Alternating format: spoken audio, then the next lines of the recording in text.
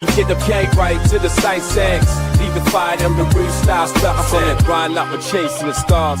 From Millmore to Du Valley, we've come so far. Talk about legends, yeah, we know the score. Ronnie and Bobby, we remember you more. From the highs of the Wembley fight to losing our trousers, still we ignite.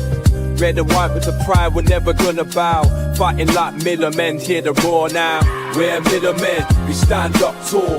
Through ups and downs, we give it all.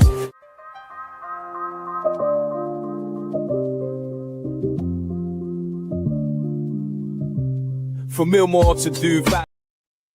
Good evening and welcome to Terry's Talk. Tonight we have a special with ex-Rotherham United legend, personal friend, personal teammate, Paul Dillon. How you doing, Paul? I'm good, Lee. Just catching up with my old buddy. Yeah, everything is good. Thanks very much. Yeah, we've just chatting about old times. Yeah. Obviously, one of my crazy exes nearly taking your life, trying to run you over when we were on the way to football. But memories, huh? Yeah, top memories, and you know, you're a top lad. So I'm really looking forward to this one. So just to start, just let people know, obviously the Rotherham fans know who you are, but obviously just let people know how your first steps into football, how it all started for you. Where did it all start? It started in my front garden with my dad. He taught me, he unfortunately passed away this year. It's been a bit of a year of crisis about my dad. I lost my best friend, but it started in my front garden with my dad, and I was left-footed, and he says, you kick with your right foot every day. And he just taught me, and he never spared me.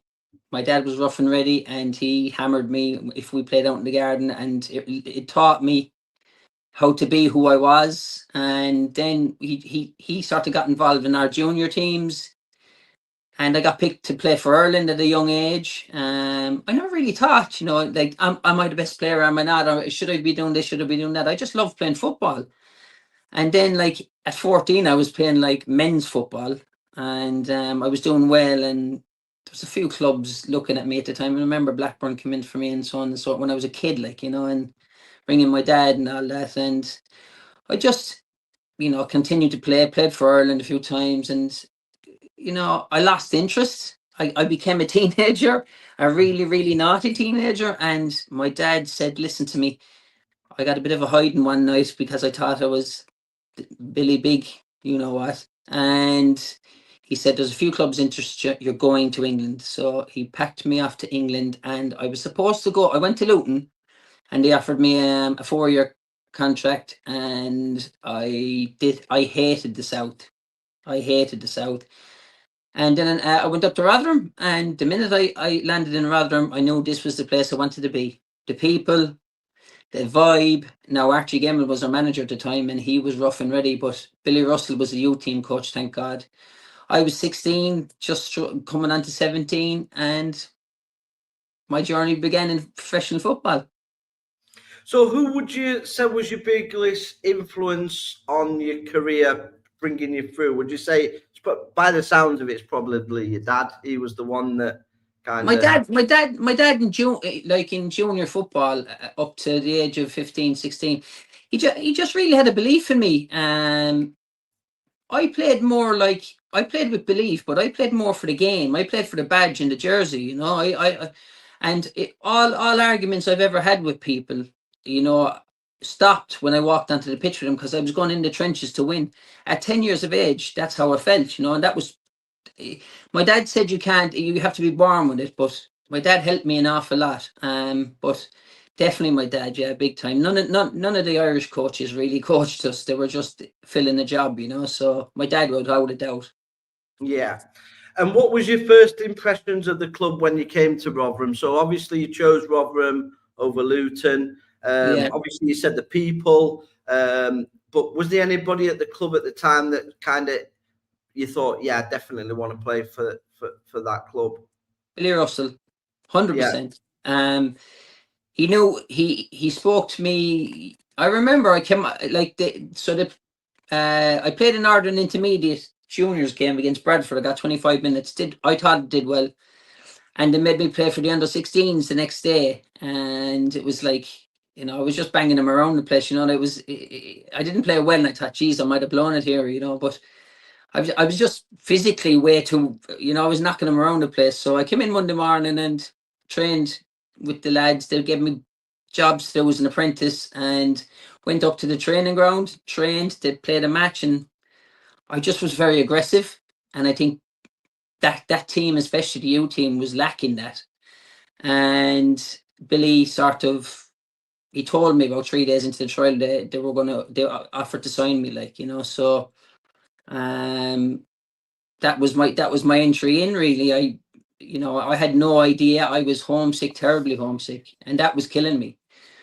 But Billy Russell really helped me with that. Yeah. So you moved everything to England then and come and lived? Were you living in Rotherham at the time? Yeah, I lived in Greensborough. I lived Yeah. in Diggs in Greensborough with Robert Pell, who played a couple of first team games. And honestly, it was such a culture shock. You can imagine a Glaswegian and the Yorkshire accent. Like, I couldn't understand a word of being Irish. You know, I was totally lost, but it was the atmosphere, the people, like Jenny in the office, and you know, they were all so nice to me, you know, and it was like I was living in Ireland again. So I Yeah. said, I had no doubts. And of course, there was the cherry. We got drawn against Man United at Old Trafford in the FA Youth Cup. So I said, I'll sign for that and come home, man. You know what I mean? So I stayed for that. You know, it was. So brilliant. did you play in that game as then? I played the 90 minutes in it. Yeah, played the 90 minutes. Yeah, I played in the left wing, which the left wing is far away from where I played in the first team. But yeah, I played left side midfield and just ran my arse off, and they were passing around us. But we went 1-0 up through Gary Duffy, and we thought, oh, we're going to create an upset. But they were a bit more. They had a bit more about them, you know. Yeah, but what an experience player! Oh, so unbelievable, unbelievable. Seeing Alex Ferguson in the tunnel, like, oh my God, you know.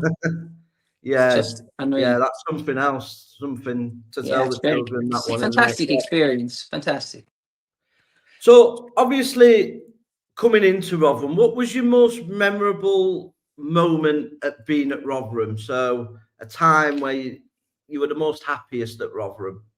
The first promotion season, from League 3 to 2. I had a heel injury coming back from the European Under-18 Championships with Ireland, and I had to have an operation on it. So that really scuppered my things. Actually, that's the season before qualification for a promotion. Sorry, the year before, I got back fit, and I said, "Listen, you've got to be the old Paul Dillon. You know, you're not showing yourself here." So 2 training sessions, and I played on the Saturday. The gaffer hadn't picked me all year. And then I played every game till the end of the season. I got Young Player of the Year, and I got a new contract. And I was very happy. And the year after, then the promotion season was, you know, I thought I was, you know, had an agent at the time. I don't think agents are great people by any means, but I had an agent at the time, and there was a couple of clubs sniffing around me and so on and so forth. But I had no interest in leaving Rotherham, and I never thought about it. I loved the club. I played for the badge. I paid for the working man paying their money to come in, and I loved playing at Millmore. I loved it. I really did. And I think if I was given, like, if I was playing today, I probably wouldn't. I think the game is gone totally because you can't tackle now. But walking down the tunnel at Millmore on a Saturday at 3 o'clock. There's not. I thought there was nothing like it, and there's no drug in the world that could give you that high. You know. So yeah. Obviously it was amazing. You played with your heart on your sleeve when you played for Rotherham, and I think that's why you were so loved at Rotherham, because Rotherham fans always take to players that give everything. So you know what I mean, and they leave it on the line. The thing what I really liked about you, Paul, playing for Rotherham, is that I always saw you as a winner, and I tried to be. That's what I want in my football. You know, I want winners in life, in business, in anything I do. And obviously, we played together, and we won a fair few, didn't we? So we did, But even then, you'd be going mad if we're not winning. No. and you drive the standards, and it's always something that stuck with me, that this guy, you know, he's played, you know, he played for his country, he's played, you know, championship football really, and even still then you wanted to win as badly as I've ever seen anybody want to win. Well, I think in regards to that, if you don't have that in your system, in your mind, like if you saw me in the dressing room at like 10 to 3, I was pacing like a tiger paces up and down a cage. You know, I was just, you couldn't, I didn't care about injury. I didn't care about getting cuts, someone smashing me.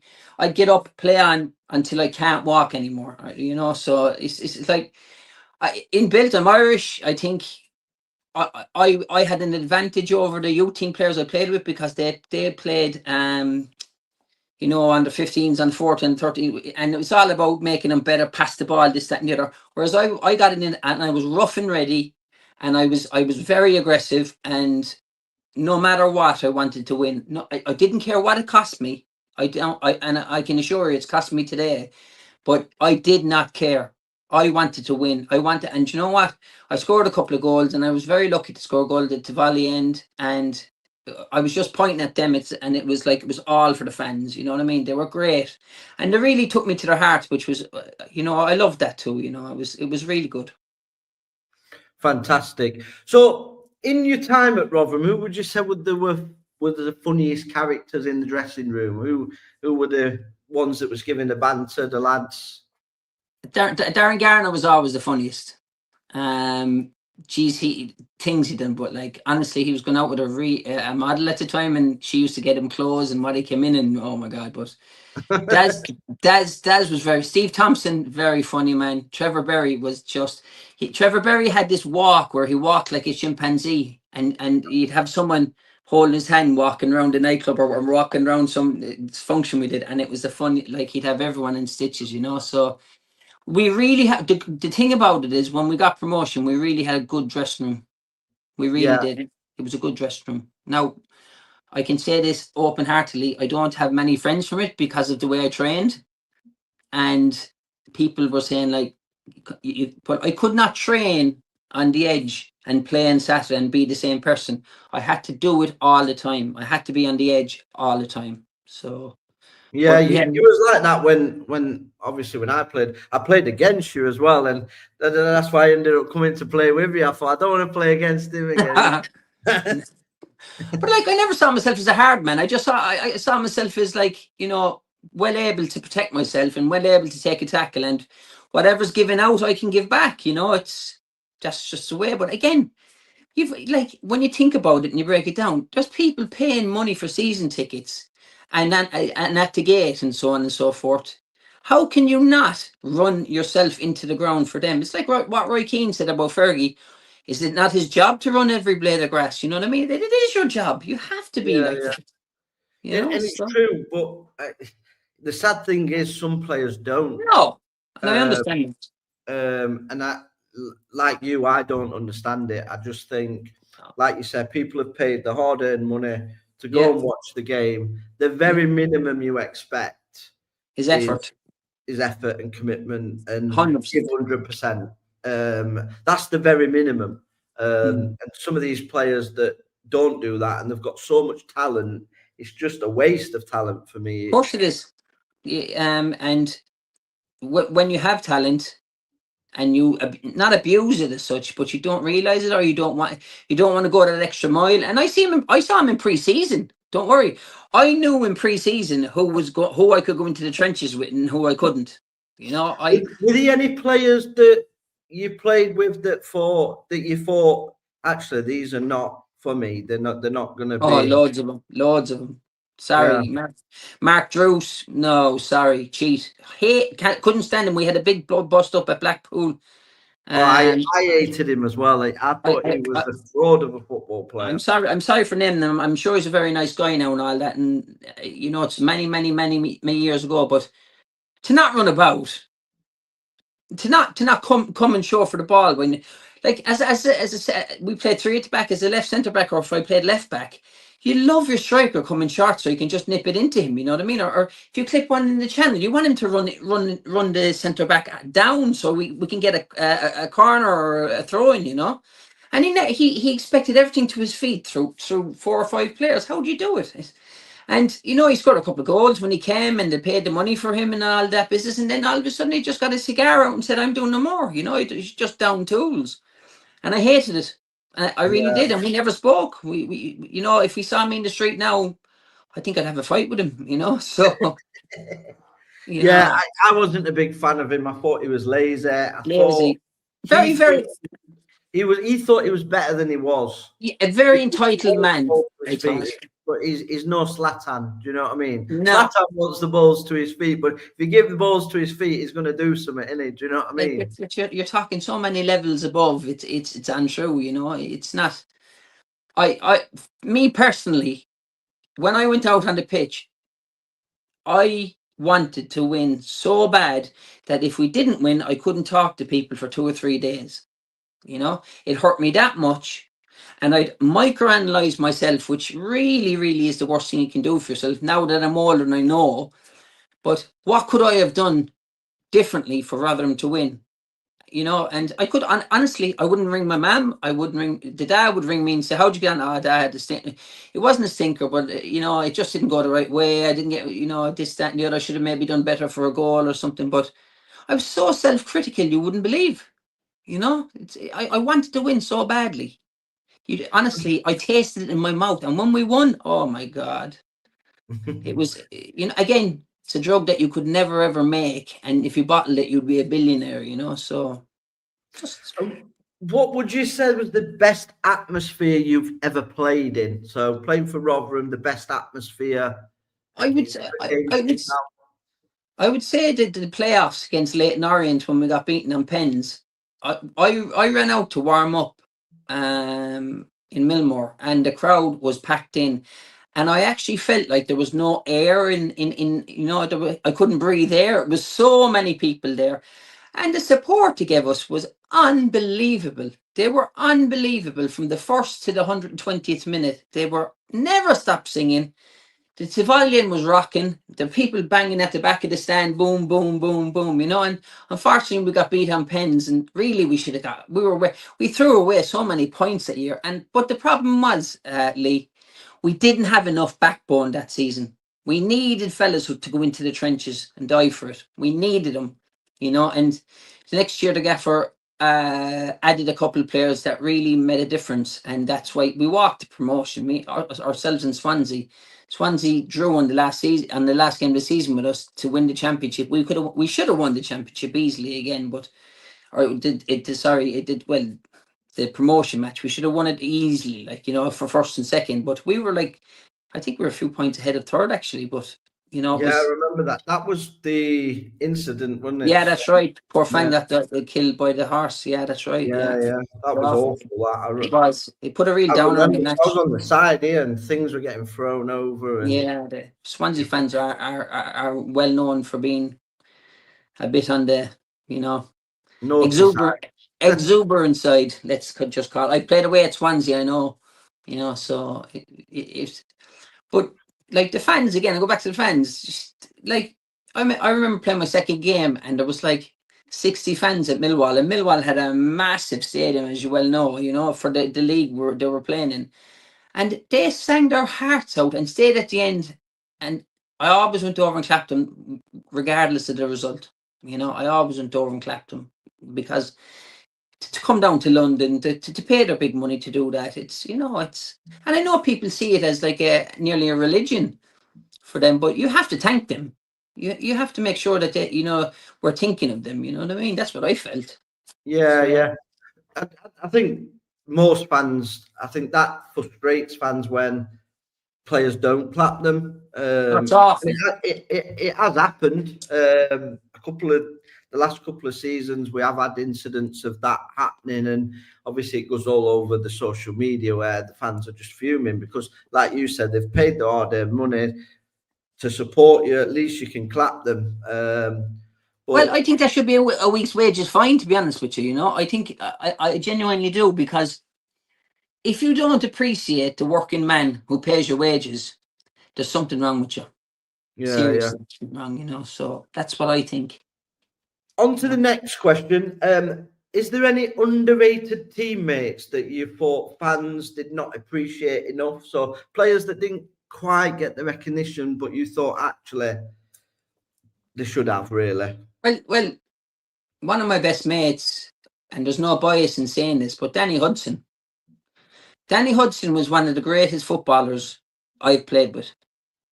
Honestly, he lacked slightly heading it and the harder parts of the game.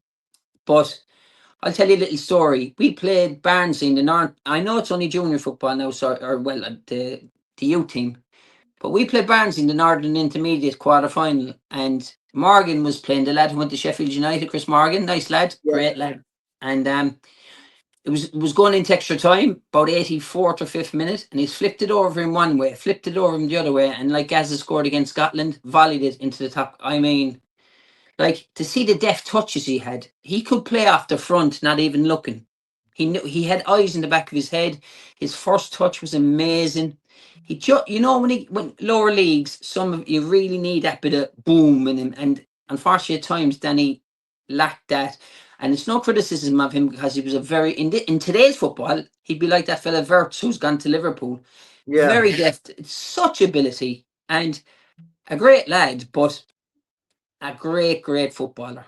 Really had the best brain I've ever seen, and the best vision I've ever seen is Danny Hudson, 100%.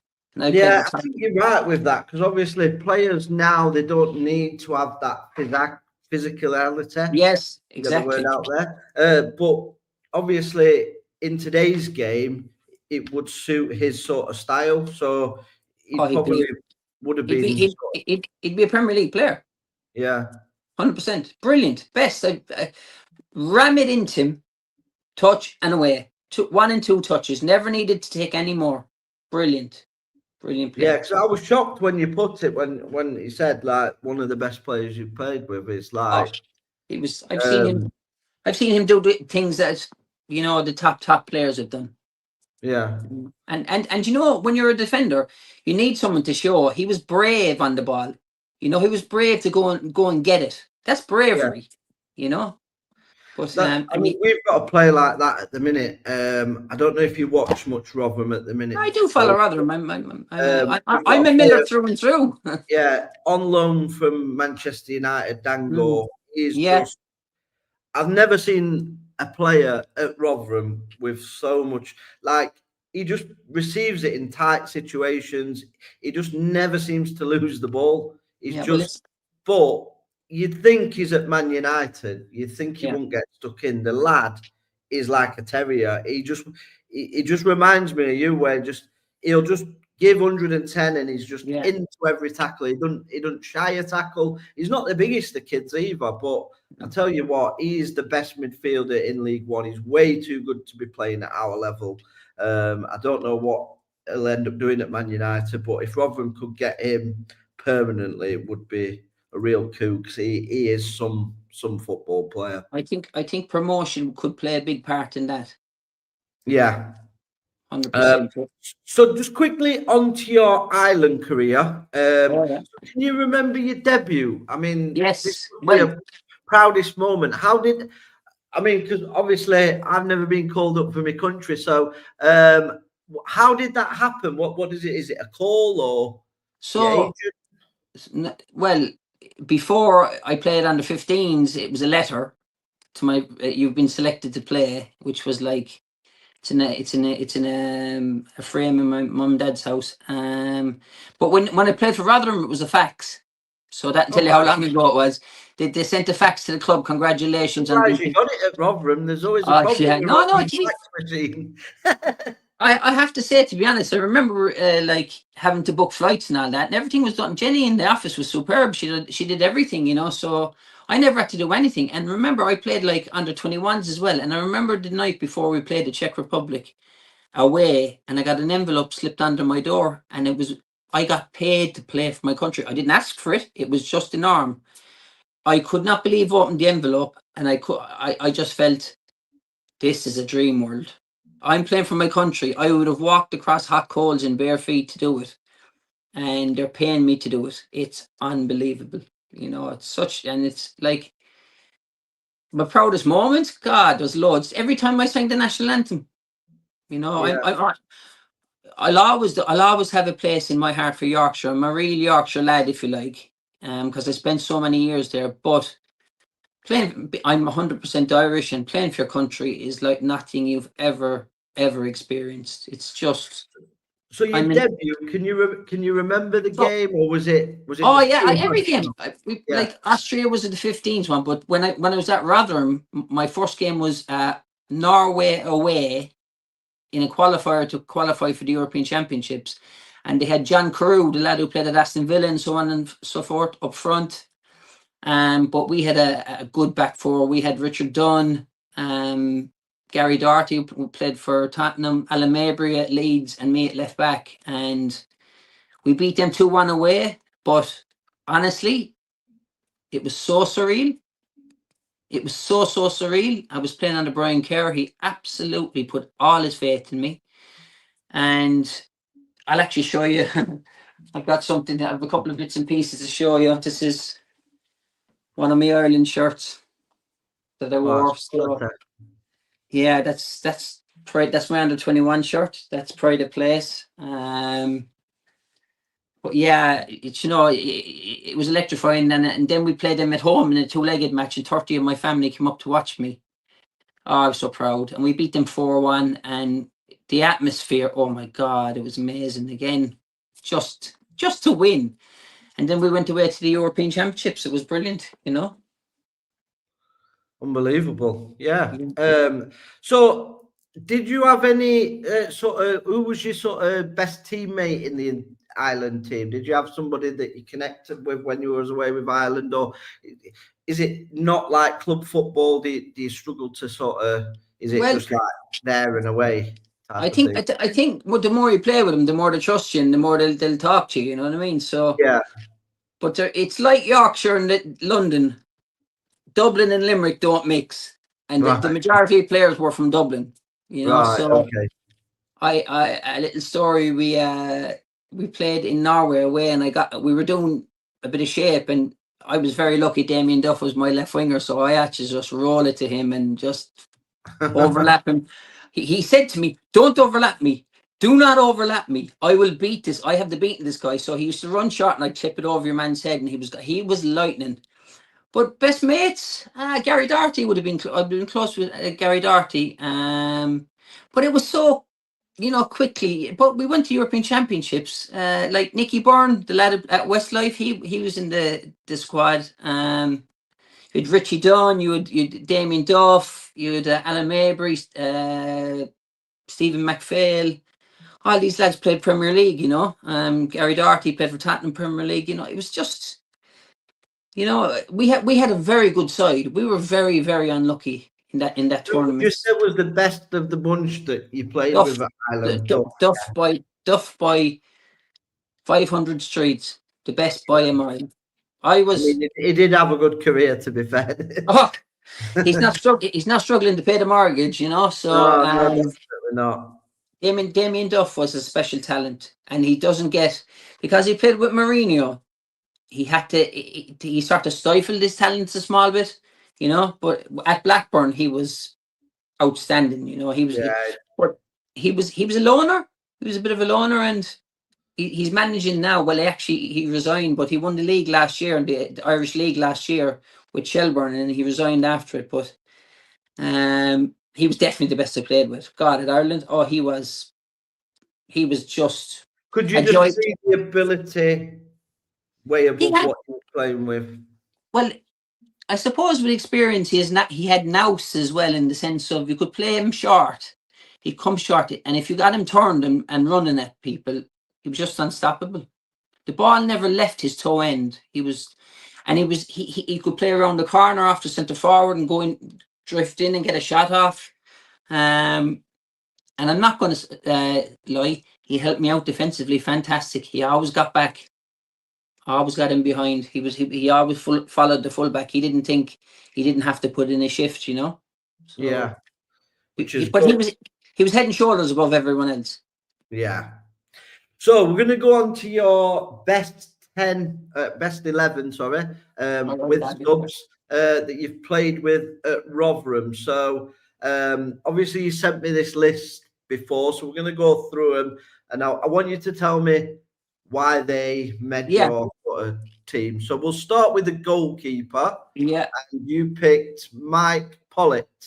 So Now, tell me about Pollitt. I mean, I remember him leaving for Chesterfield and him getting some pelters with the fans. Obviously, they were throwing stuff at him and all sorts. But what a phenomenal goalkeeper he was. But you tell me more. Well, Polly was the funniest in the dressing room. I have to reverse what I said a while ago. Polly was the funniest in the dressing room, actually, and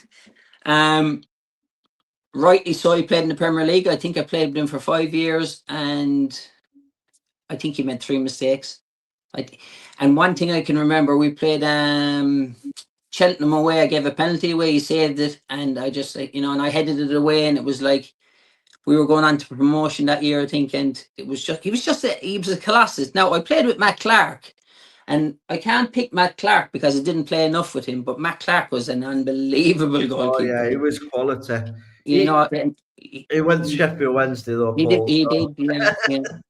Yeah, but Matt Clark was brilliant. I did prefer, just like when I was picking mine, obviously in the all-time Rotherham team, I've gone for Mike Pollitt purely because he ended up playing in the Premier League, and I just think he was a fantastic goalkeeper and a great character. He knitted the dressing room well, and he never there was never confrontational with Polly. He just said what he wanted to say, you know what I mean? And that was it. Did I get on with him? He was my colleague. We never swapped phone numbers or anything like that, you know what I mean? But we had some great nights out together, and he was a good lad all round. He was very, very funny. He was very funny. He'd come over and lick your ear and stuff like that, and but it's stuff like that makes you a team, So yeah. Definitely Polly for me. Class. Now, your 2 fullbacks, you've gone with Paul Hurst. Obviously, he's made a lot of people's all-time team as well when they've been doing Meet the Miller. Tell me about Paul Hurst. Small in stature, but he's similar to you. He had a big heart. He was. Look, how can I explain this to you about him? He was everything a player should be. He trained hard. He never complained. He never had contractual disputes. He was a student of the game. And his size never mattered to him. And to be totally honest with you, and this is the man he is, I played in his position at times.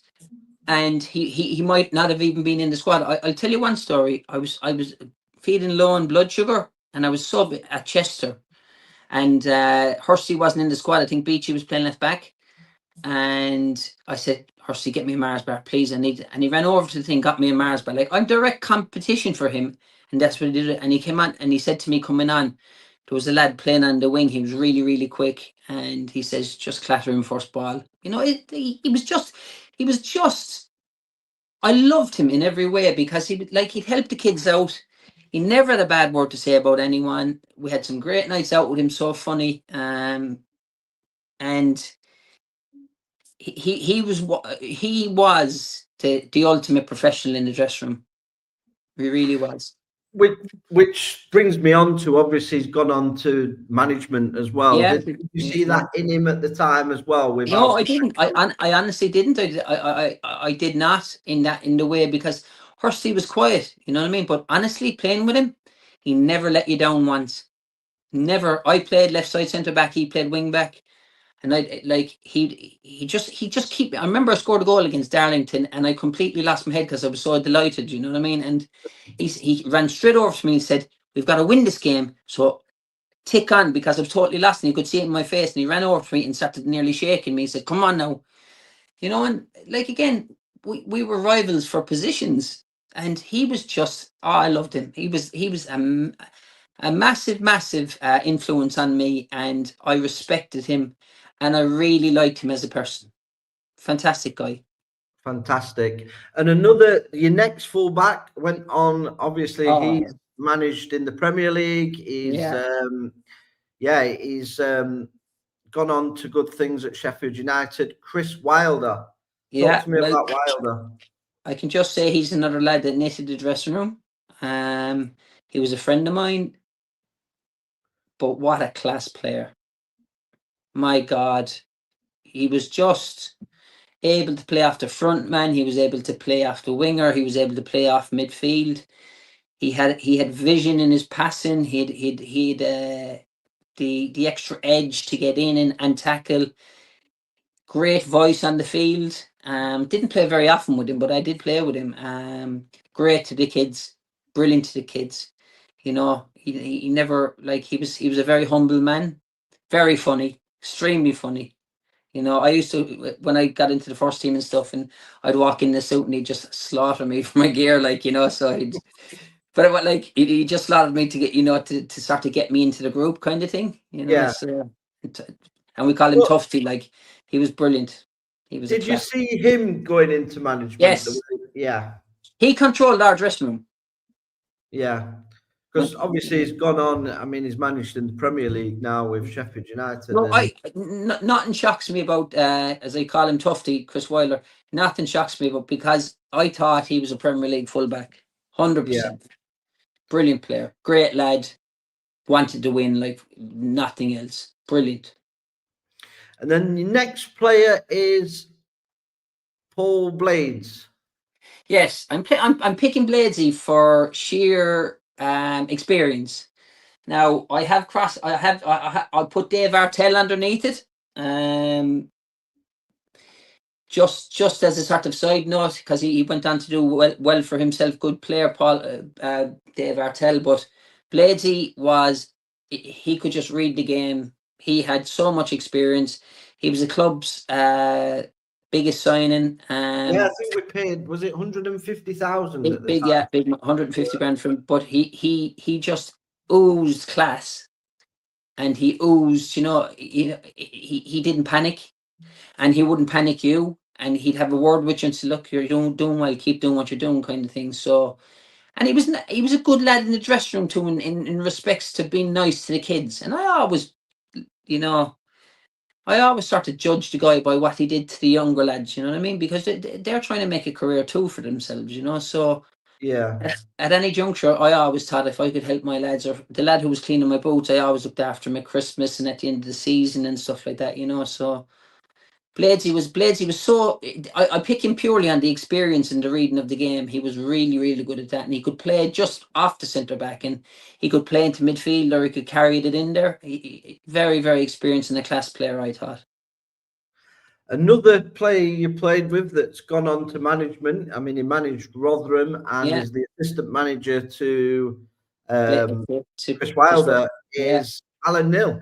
Yeah, well, we got him at the sort of the twilight of his career. He was, I think, 35, 36. Alan was at the time, but maybe a bit below.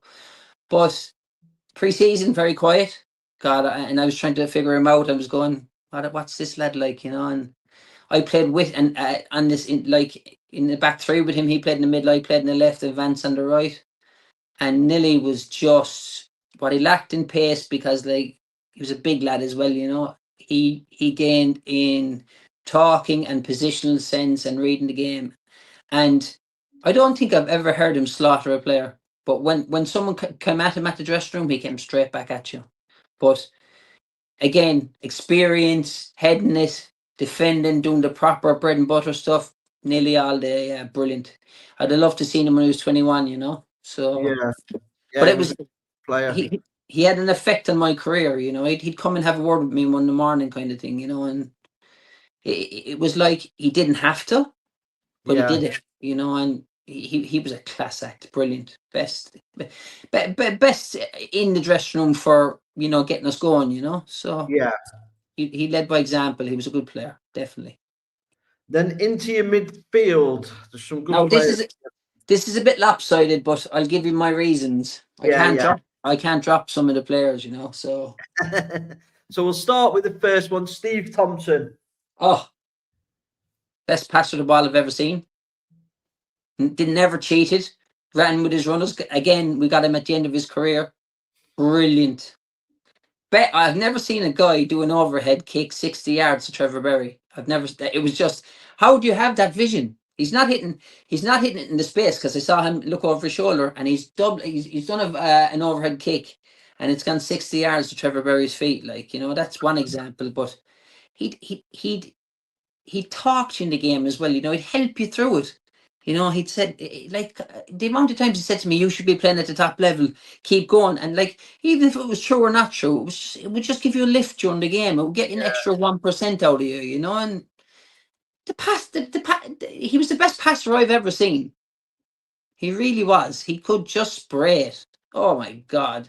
And his range of passing, short, long, and never lost his runner, even at his age, But it was so funny as well. Like, he was like Del Boy. He'd bring in stuff to sell to us, like perfumes and all this business. Oh my God, it was always on the make, But I loved him. Great character. Actually, Nilly, Polly, and Tomo all travelled in together, so I can imagine that they all lived in the Manchester area. I can just imagine the laugh they had coming over in the car every day, So I could not have him in my team. Yeah. Next player is a legend for his goals at Hillsborough, Darren Garner. Yeah, Des. Probably another guy so underrated. I love Darren Garner. I thought he was quality. He's another guy who another guy then would show for the ball all the time, be brave in the tackle, good in the air. Great right foot, could use his left foot. Great lad. Unbelievably great lad, you know what I mean? Such a funny guy. And I go into the trenches with Des all day. He'd fight. I know he wouldn't let you down. He'd do the extra yards. You could tell that's what I liked about him. You could tell that he was another winner for me. But some of his celebrations were the funniest ever. Like, you know what I mean? He was so funny, when he scored a goal. But we became close friends, me and Daz, and shared a lot of time together. I spent a lot of time up Sheffield Way with him, just to change the scenery. And he's a great lad. Just a really good, but a very, very, very good player. He was so underrated, you wouldn't believe. Train against him, that's what I'd say to people, and see how good he is. Possession, never give it away once. Brilliant player. Yeah. On to the next player. This is a player that made my all-time team. I love this player. I just think he should have played at the top level for me, but 100%. Go to him, Sean Goodwin. Well, Raggy, as we call him, just sheer ability, sheer knowledge of the game, sheer vision of the game. Short and long. He wore rubbers no matter if it was in a ploughed field or it was rock hard. He wore rubbers because he glided across the ground. He had something extra. I played with him in the reserve team actually at Huddersfield. He was coming back after a leg injury, foot injury maybe. And it was on all night to me, and he just sprayed it to me. I think he hit me about 25 times on the button, everyone drilled. So that was one experience. And he came over to me after the match and he just said, well done. And when you got a well done off Raggy, because he was a quiet lad, you knew you did well. So, but I saw him play against Hull when they beat Hull 4-1, and he was just maestro. I not that I felt sorry for him. I feel sorry that he didn't play at the top. Yeah, obviously, he had so much ability. I think he was very close to a move to Everton at one. That's right, he was. Yeah, he was. But he had a lot of off the field issues, I think. External, let's call it. Yeah, but look, I never judge Raggy on what he did off the pitch. I judge Raggy what he did for me on the pitch, So he was just. And I think it's just the biggest shame because he deserved to have played at the very top for me. I think he had the ability to do it, definitely. but obviously that move didn't happen, and then I think he got quite a few injuries, and it just didn't work really for him. But what a football player! Yeah, brilliant. And training wise, oh my God, just silly, really good. The next one, another one that seems to get in everybody's sort of best ever 11 when we've been doing them. Local lad, went on to have a good career in the Championship at Preston. I remember him coming on and thinking he was only a young lad. He'd come through the academy and he beat two players and put this ball in, and I thought, he's decent, him. Do you know what I mean? Like, and Chris Sedgwick.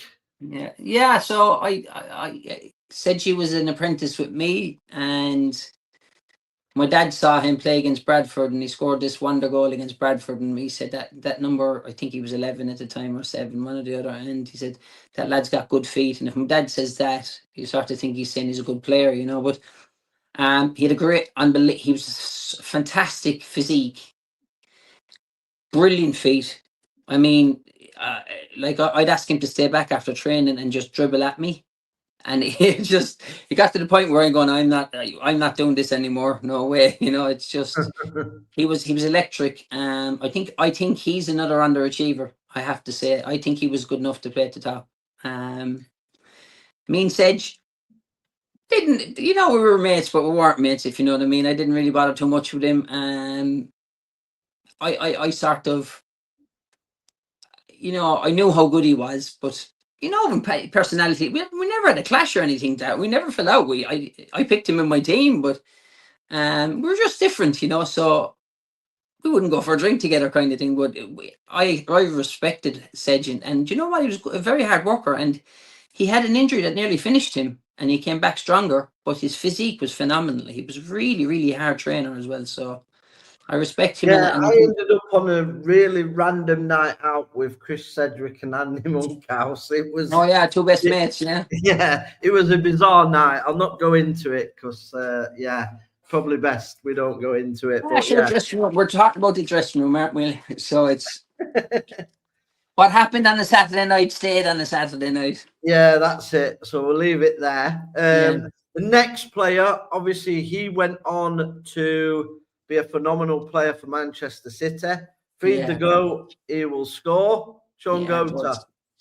Goats was just the laziest man on the planet. But get him in the 18-yard box, and he was like he was just razor sharp. I remember we were doing finishing, and the ball came to him. John Breck was doing the finishing with us, and he started just clipped it, and he's kneed it up to his chested up, and he's overhead kicked it, and he's in the box. Ask him to do a run or get out to the centre back and close him down. Nah. And then when we were apprentices, you're waiting for him to go to get home. You know what I mean? And he took hours. My God, I was saying to Goats, please hurry up. He was like, oh, I'll be finishing in a minute. But what a lovely guy, such a nice guy, and 18-yard box. He was lethal. He was one of the best finishers I've ever seen ever. And he was just, and again, maybe a tiny bit of underachievement in the sense that if he added a bit to his game, maybe he would have done, I think he might have played. I know he played in the Premier League, don't get me wrong. It's a fantastic career he's had, but he got 25 goals one season for us, I remember. And I don't think any of them were outside the box, So he just came alive in the box. It was amazing. It was like flipping the switch, but great lad, great in the dressing room. Everyone loved Goats, and he was just a machine for goals. I could see him. There was a big move, and he went to Bristol City for massive money. So Rotherham really couldn't turn it down. And then he went down to Man City, and sure, he's a cult hero with them. A legend there, isn't he? Yeah, he's a cult hero. Yeah, he was brilliant. Right, the next player is one of my favourite players. I just love watching him. I just thought he was so skillful for a striker with the ball at his feet. Yeah, Lee Glover. Gloves, great lad. We called him the grenade thrower. He'd start the fight in the dressing room and leave the dressing room. But so funny. Used to be always taking the piss, and I remember we bought him, and he wasn't, one of the managers didn't fancy him at the time, and he ran onto to warm up for the reserves, and he says, "Lads, boom me onto the pitch." But when it came right for him, like I put him he in. had a tough start, didn't he, to his Yeah, run? he did a very tough start. He didn't score for quite a while, but when he scored, then he was getting into the 20s every season. But the main reason why I picked gloves was training against him, impossible to mark him. That he was just one touch feet, turn, one touch feet, play off the wall, and he's gone behind you. So knowledgeable, great with the kids, great with the kit man, great with everyone. You know what I mean? He was just a truly nice guy. But my God, totally underrated by some of the Rotherham fans, and he got an Yeah, awful I time. totally agree, because I actually loved him.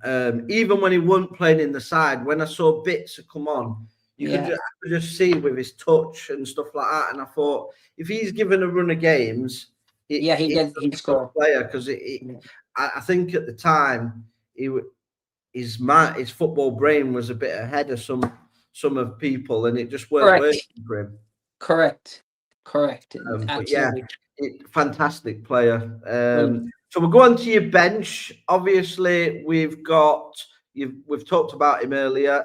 Danny Hudson, another player that obviously some Rotherham fans will remember, some won't. It's not many people's best team, but you're saying he's underrated. Oh, yeah. Brilliant player.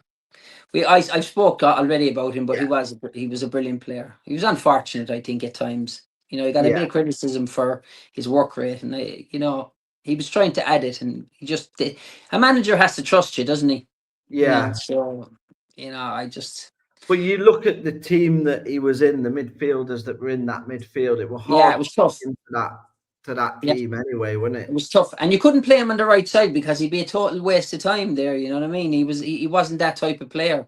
Yeah. So he was unfortunate as well with the good players we had. So yeah. Next one is Trevor Berry, Tricky Trevor. Very, very unlucky not to get into the team. I just couldn't leave out Garns, Tomo, or Raggy. So Trev is definitely very unfortunate. He's actually living in Ireland now, would you believe? And he is, he made the swap over, but he was just. I saw he was at Aston Villa. He played for England under 18s and 19s and so on and so forth. When I came to the club and we played, and Trev was playing on my side, I hated it. Because you couldn't clatter him, because you were like the gaffer going mental if you clattered him. So my game was, I always gave the winger 5 yards, and the first 5 yards he'd end up in rose eds, and I'd take a booking or whatever. I didn't care. But Trev his feet was phenomenal. He had that little bit of pace when that burst that could get away for a second. Phenomenal right foot, great crosser of the ball, great free kick taker. But unfortunate at times as well. I think he had an injury at the wrong time, and I think he could have been like a 400 league game player. You know what I mean? But definitely. He had Premier League quality. Yeah, you could tell he'd come through like the Villa Academy and whatnot. Yeah. He'd got that in his locker. I mean, the goal what he scored on Sky against. Unbelievable. Yeah. Yeah, at Burnley, wasn't it? Burnley away. I remember it. Unbelievable goal. Yeah. Next player we've got Andy Monkhouse. No, right. Definitely the underachiever for me. Yeah, I played with him with the kids. Very like Sedgwick in the way he played, great feet. He always looked like he was running slow, but he was actually quick. Underachiever, yeah, I'd say that. Good lad, nice guy. I think really being left-footed, it always helps you. You don't get many good left-footers, right? Yeah. But Monkey. He just had a bit more. He was quality. He was quality. He was definitely quality. I think he let himself down in some ways. No disrespect to him. I'm not trying to slaughter anyone, but from my eyes, my eyes are different to the way I feel about football. You know what I mean? And Andy was different to it, but he had enough ability to play a lot higher than he did. Yeah, Absolutely. I would say so, and I had said the same to him because I used to see him a lot in the Masons and various places. But I think, yeah, he had so much ability to do so much more, and sometimes you choose which path you go. And obviously, he's had a good career, but he could have had a much better one. Absolutely, You know absolutely. Next player. I think he's made a lot of top Rotherham teams. You played with him at Ireland, I believe, as well. Yes. Big Alan Lee went on to make the club a lot of money. Went to Cardiff. Yeah. Al, I know since I'm 9 years of age. Massive rivalry. I actually punched him once in a junior game. But I He's knew a Al big from lad. I said he's a big lad. that never bothered me. The bigger they are, I remember playing against Notts County, and Devin White and Dave Regis were playing up front for them. 6'5" and 6'7". So, well, I'm big friends with Devon. oh really? He lives in Nottingham. He lives near me. Yeah. Devon. I've been trying to get him to play because at the minute we've got Dexter Blackstock. He plays. Oh yeah, I know what you mean. Yeah. He plays with us on we play five-a-side. I've been trying to get Devon to play, but his knees are shot. Shot to He death. was carrying a big load. I can assure you that. You know, but Alan is unlucky not to make the team. He was star quality when he was 9, and he went on to be, I think, a Rotherham legend. And he was a good lad. Turned up first day in a convertible, and he got a bit of stick for that, but he backed it up on the pitch, and that's the main thing. You know, he backed it up on the pitch.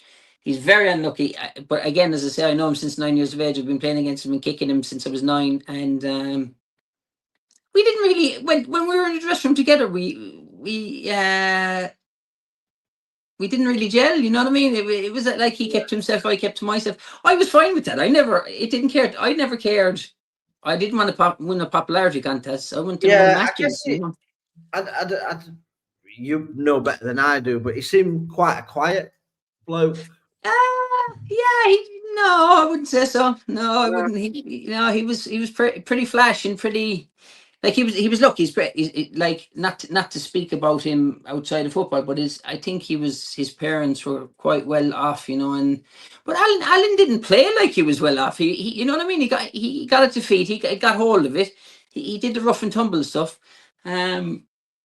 I'm missing out on just other names coming into my head now that I didn't pick. Like Guy Branson will be a legend for the club. Guy Branson, yeah. You know, and he was, but you know, they were quite matey, them two. But Al, as I said, played for Ireland with him. Class player, deserves to be mentioned at least, you know. But I can't take out Gloves or Goater. Jesus, no way. You know, so. And then finally, we've got Jamie Ingledow. Well, this lad had everything. Physique, pace, power, heading ability. Very brave. What happened to him is beyond my wildest contentions, because I thought that he scored a goal at Leyton Orient from right wing back. My God, it was unbelievable. He's ran the length of the pitch and volleyed it in the top corner. But I do know little things about him, like silly little things. I don't think he's very well educated in the sense of like contractual agreements and so on and so forth. And he just walked into Chesterfield. He'd left Rotherham. And he said, "Give me the same money that I was on at Rotherham." Like that was. I was like, I spoke to him afterwards. I went, "What are you saying? You could have got out $2,000 a week. Jesus, they're wanting to sign you." You know, but I keep in touch with him now. And he's a chef, I think, or something like that. But we have chats about the intermediate team, like, you know, the junior team. We had such great times with that team, like Jesus, and such great players that came through. Give Rob McKenzie a mention as well, another unlucky lad. but Jamie Ingledow, I would pick him. Very unlucky because you can't drop Chris Wilder and you can't drop the midfielders, but I'd pick him in every squad I was picking, definitely. He was one fella that if the chips were down, he never cared. He went into everything. So what did happen to him then? Why do you think? He drifted out of the game. He lost the love for the game. Yeah. You know, he lost what made him the best player. You know what I mean? He lost the just the love of the game, and that gives you an edge then when you have the love, you know. And he lost it, and he met a girl, and to settle down, and he's happy. Yeah. And I'm happy for him. You know what I mean? That's the main thing, isn't it? Yeah. Ah, Jesus. Like, I mean no ill will, even to Mark Druce as such, you know what I mean? I mean no ill will against him. I'm just going to say how it is. He might think I'm the worst person on this planet. It doesn't bother me, you know what I mean? It's one of those things. I'm not without sin by any means. I was no angel, and you know, all I want for the lads I played with is, you know, we played together, so I just want the best for them. You know, it's simple as that. So, who's the best manager that you was Billy under? Russell. I can't pick any. Archie Gemmell had a big. Archie Gemmell had a huge interest or influence in my career with John McGovern. Yeah. They set the standards, and they brought me into the first team. I made my sort of unofficial debut at Frickley for the first team. I got a half, and it was unbelievable. You know, I just thought to step up, and I didn't find it hard. I know Ronnie Moore had success, but you know, his man management at times, and like not talking to you when he dropped you, you know, and stuff like that, left a lot to be desired. You know, you get dragged down to Exeter and you're sitting in the stand, you know, and there was no need to bring you down, you know what I mean? So there was, I obviously Ronnie was very, very successful with what he did, and I don't know if any fans remember the Ipswich story, which became a Yeah, whole. I remember that. Obviously, I think it was going, wasn't it? But it was a hoax. He Well, wanted to go, obviously. well, when you come out and say I've taken this club as far as I can, and he probably had, right? Don't get me wrong. You never say that until you've signed the contract. No. You know, and for me, I remember that day so well, and I just went, no, but you know, we have dressing room stories that unfortunately can't tell on this podcast, but God, I could be there all day with him. He made a lot of mistakes as a human being, I thought, you know, and Yeah. he like when it was going good, he absolutely loved you. When it was going bad, he just wouldn't talk to you. And it's you know, we're human beings at the end of the day. And I've managed a couple of clubs, just local level here, and I've met great friends from just telling them well done or you know, I'm proud of you, you know, and that's where he lacked it. Danny Bergara was brilliant, but I think Danny Bergara was going senile at the time when he got the job, you know, but I owe him a lot because he brought me into the first team and he gave me great confidence, you know, but Yeah. I mean, he's a legend at Stockport, isn't he? oh, he was, you know, Stand for him. he was absolutely a legend, and he was an extremely nice man. You know, he met my parents and so on and so forth, and he was extremely gracious, and he had very much a lot of respect for people. I know he came in and had a clear out, but the wage bill was unbelievable. You know, so it was very difficult for him.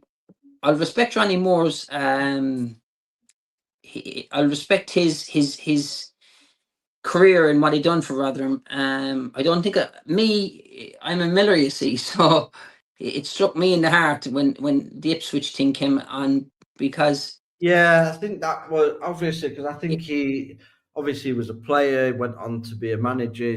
Obviously, he's a Rotherham legend. So I think when he did come out and say that he'd taken the team as far as he can, just don't do it.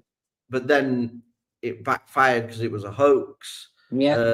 So he wasn't going in the end, and yeah, I think after that it was started to be a bit of a downfall. I know stories of stuff going on at the training ground with his clothes and whatnot. So it's a shame that obviously ended, and then he come back the second time, and it's never the same. Who said never go back?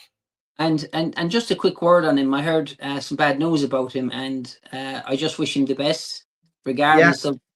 I'm not trying to slate Ronnie. I just don't think he treated me very well at times, and that's my opinion. He'll speak differently. And John Brecken was his assistant, and well, he probably will see this because he does follow our podcast, does Ronnie? So, but yeah, I mean, like I say, you're just honest talking. Well, I have to be. It's my truth.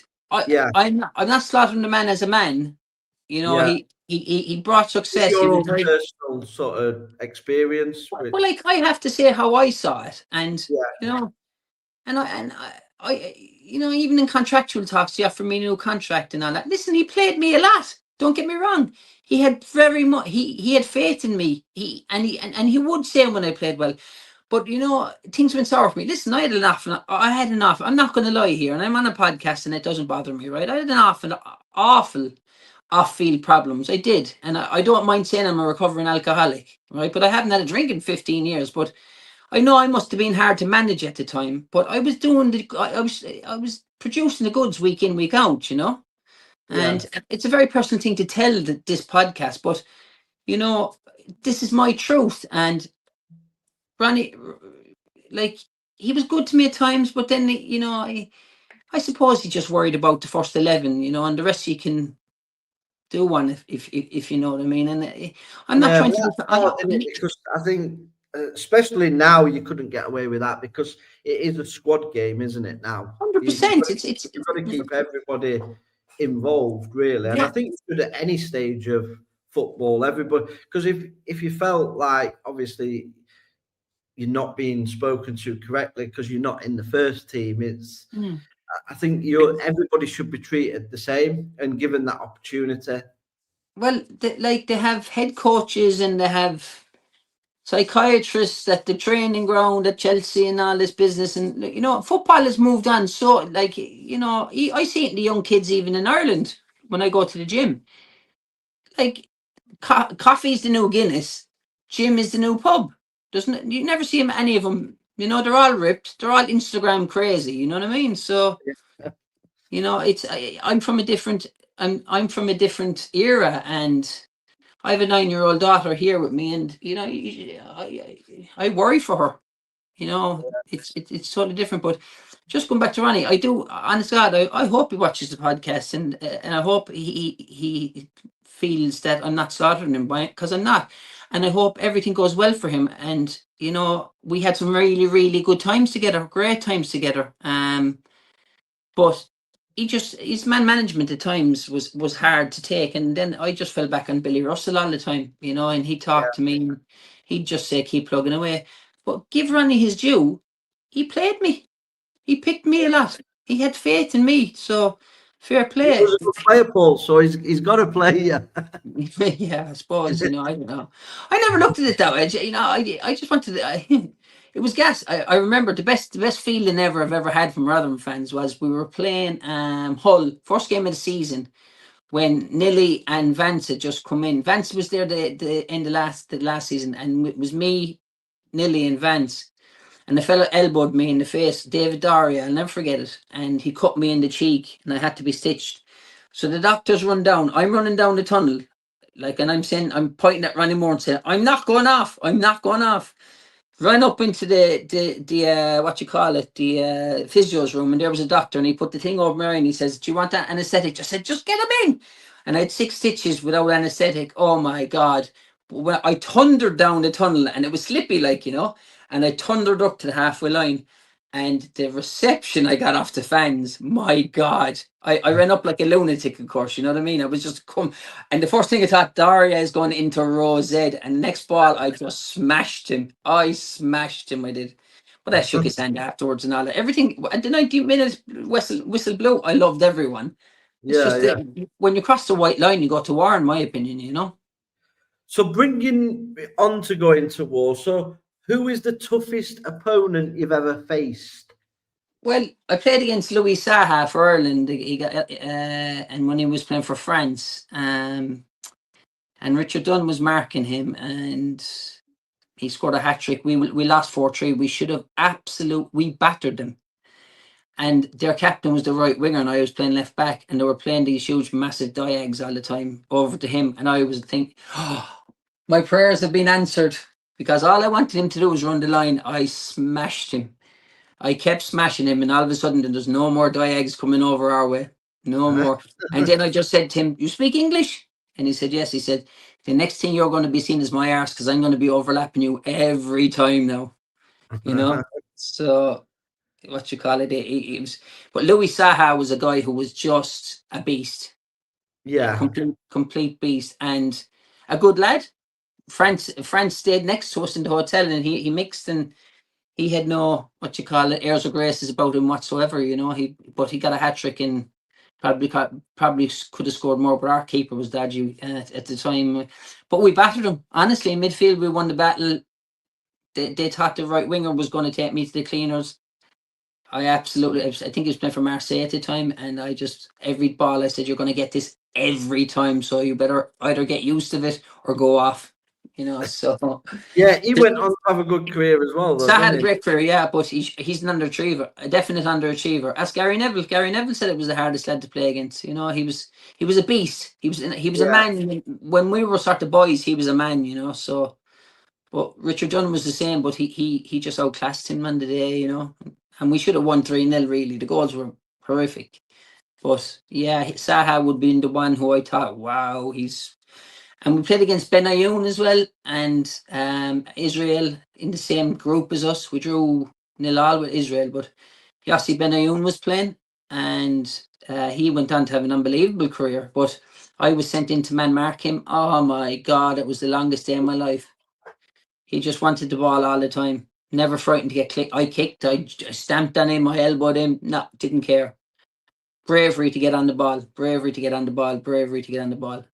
Brilliant player. But Saha was one of the guys that really stood out in my mind, you know. But again, Damien Duff would be up there as well. So the next ones are just going to be some quick fire questions. So I'm just going to ask them, and you're just going to give a quick answer kind of thing. Yeah, no problem. Who was the hardest trainer at the club? Hursty, Beachy, and I think myself as well. I trained very, very hard. I trained when I played, but Hursty and Beachy were a real role model for the kids. Beachy was a very hard trainer. I think I know this one. Worst trainer? Leo Fortune West. Oh, Fortune West. I can remember him. Yeah. The worst by a mile. He owned the yellow jersey. Now, I know he did well for us. Don't get me wrong. I'm not slating him. But he was the worst trainer I've ever seen ever.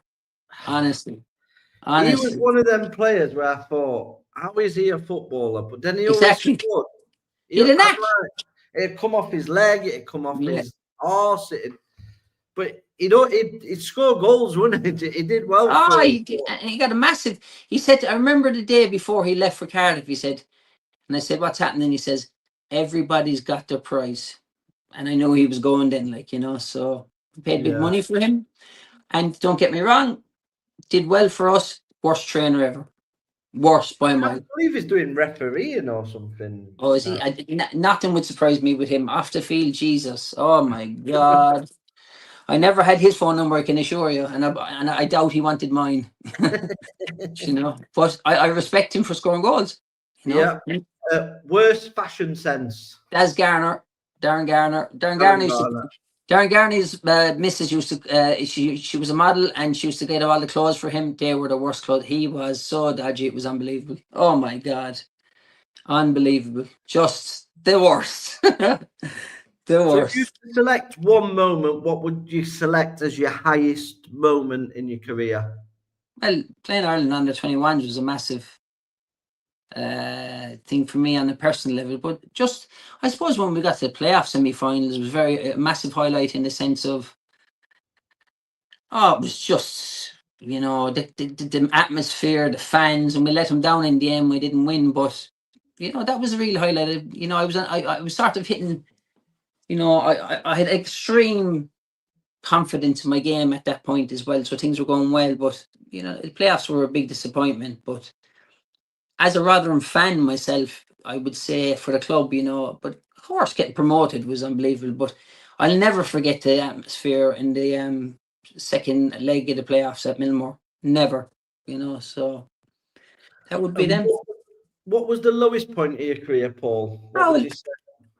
I think, like, besides my injury, you know, because my injury was obviously it finished me, but the lowest point was, you know, knowing that you had a problem with drink and you couldn't, and the manager was, you know, you were left to your own devices. I had no one to help, you know, so probably, you know, realizing that I really had a massive problem and my career is going to go down the toilet, and I went into my shell, and you know. Did you get much support at the time No, for? never got any support. Nothing. It wasn't like it is now. I look, Lee. I'm not a big time Charlie. I don't talk about it myself. You know what I mean. But I felt when I went to Irish camps and all that, never out of place. I felt I could play in the Premier League. I really did. You know, I didn't. I never felt out of place in any session, training, matches, anything. I never felt out of place. It was just unfortunate. Things happened. I understand it. I'm still paying from now because you know it's I feel I left my dad down and the fans down and everything, and I'll never get that time back. I don't have a time machine, and I apologize to the fans in some ways, but there is such little exposure about addiction, you know, and Yeah. I was an addict. I went to Tony Adams' clinic, Sport and Chance, and I'm being totally honest because I don't care. You know, I'm very, very happy being a recovering alcoholic. I'm very proud of it. You No, know. I'm proud of you, Paul, because like I said, I've had my issues with gambling, and like you said, the support, especially like you're a similar age to me. My dad, very similar. It's kind of you can't really moan about it. You know, he's a tough Yorkshireman that Yeah. you know you smile and get on with it. Do you know what I mean? And that's what it was. That's what it That's what it was. was back then. So like now for footballers and stuff like that, there's a lot more support out there. 100%. And remember, they gave me big contracts. Yeah, You know, and what was I supposed to do? I was living in digs. I was getting like 600 quid a week. The digs were like 50, and the club paid it as part of my contract. So, like, I just fell into a bad pattern. You know what I mean? And I'm not going to name players that I fell into bad pattern with, but yeah. I was easily led. I think I was too young. Everything came so fast to me. You know what I mean? I was training with the youth time on a Friday, and all of a sudden it's on the back page of the Advertiser that Bergara to play Dillon a new pledge. I was a sub. I came on against Preston. My dad made it across. It was brilliant. God, there was a celebration that night. But you know, everything happened. I was 17 playing in the first team. You know, and never felt out of place. And I'd shout at players, and you know, I'm in the team. I'm there to play. If you're out of position, get back in position. That's what people didn't like about me. You should shut your mouth. You're only a kid. No, no, no, no, no, no, no, no, never. No, you're a winner. So just quickly after that, obviously, how do you view football now? Now you're retired. Um, the game's gone, I think, a little bit on it, really. Absolutely, it's not for. It's a non-contact sport. I was just watching Man U and Crystal Palace there. My God, if I rolled around the pitch like that, I would retire from football. You know, It's embarrassing. I mean, I don't know what it is, even in the country. Some of the way people behave these days is just embarrassing. You know, yeah, like you said, rolling around like they've been shot. yeah, You can't even brush against somebody or it's a free kick. no, and like the best players, Wayne Rooney said something the other day, and I think it was the Overlap podcast, where he says, "I'd score more goals in today's game." Why? Because they can't defend, and it's true. The defensive setup is shocking to me. It's absolutely shocking. Yeah. Absolutely shocking. You know, so It's always playing out from the back. They're all doing it as well. but And this thing about doing the funniest one ever is, right. this thing about passing from the goalkeeper to the centre back on the same line is United played against Liverpool and they never kicked a shot once and beat Liverpool. Yeah. It's a pass is a pass is a pass. Like, Beckham could hit it 70 yards and he was a genius. The keeper can pick out a winger from, they're trained to do this. It's this thing about playing out from the back I've seen so many goals being given away by people trying to play out. It's a joke. And I sometimes am a student to the game in the sense that I watch and I'd say and I'd call things, and then it was funny today. I was watching the match and I said your man should have gone there, and Ali McCoy straight away afterwards said your man should have done this for so. I played at a level where your mortgage depended on it. So, but today's game, I probably wouldn't last, Lee. I'd probably end up, in jail for some of the tackles I put in, But Yeah, they'd lock you up now, mate. Yeah. Altogether, because it's just. I think it's gone. If I'm It's honest gone. with The game is gone long ago. Gone long ago, yeah. and the amounts some of these football players Well, it's make crazy, isn't it? And everyone seems to has to have a physique. They have to be athletes. No, the finer parts of the game seem to be lost on some players. You know what I mean? Everyone's big and they're ripped, and it's not just about that. I mean, you look at those players, the rip, this and that, but you look at like a Wayne Rooney. Yeah. Unbelievable player. Yeah. He weren't ripped. You look at George Best. Yeah. Little thing. But Yeah. even in today's game, players won't be able to deal with George Best. No, and if you've any bit of pace at all, the lad Doku at Man City, I don't think he really has a great idea about football, but he has a great idea about pace and speed and movement. You know what I mean? Which is like he scored a goal the other day, great goal and all this business, and he got all the plaudits and all that. But me as a fullback, I think I'd fancy marking him. You know what I mean? It wouldn't bother me. Push it to the line. You're not going to beat me for pace to the line. So, I feel that like for Rodri to get Ballon d'Or, although I love Rodri, he's a phenomenal player. For Rodri to get Ballon d'Or is a real slight on football. And number 6 getting Ballon d'Or, come on, it's mad. It's crazy, but, Yeah, it's sad how the game's gone. It is sad. I do miss this sort of physical aspect of the game as well, and just a basic 4-4-2. They'll do me. You know what I mean? That's what I'd play anyway, and I know like this 3 in the middle or 4 or 2 or 1-2-1, all this business. Oh my God.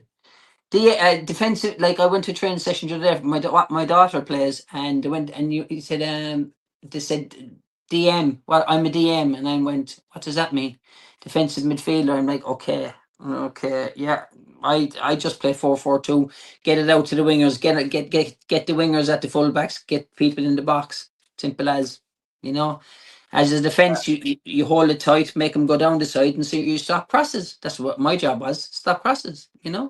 Simple. Yeah, now it's all stats as well. Stupid. Like, they don't do the eye test anymore. It's basically what are your stats on a piece of paper? It's crazy. What's expected goals and from this, apparently Manchester United now adopt the transfer policy around. Yes, stats. Yeah, it's crazy.